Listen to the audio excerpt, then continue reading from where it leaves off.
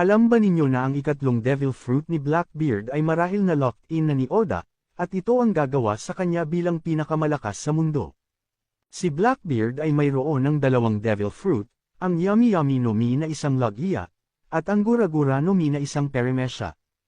Pero mayroong isang uri ang nawawala, ito ay ang Zone, at si Oda ay nagbibigay ng hints na ang susunod ay Mythical Zone.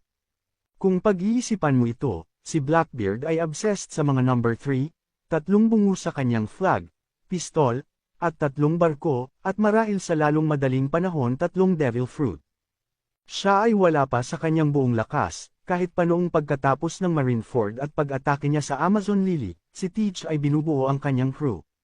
Ito ang dahilan kung bakit itong ikatlong kapangyarihan ay napaka-importante, kaya ang top theory ay isang Kraken Zone na naaangkop sa si Monster Vibe at maaaring magbigay sa kanya ng kahangahangang durability o maraming puso.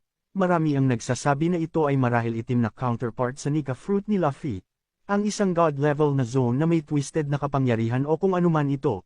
Sa tuwing makukuha niya ito si Blackbeard ay marahil makakamit ang kanyang karulukan.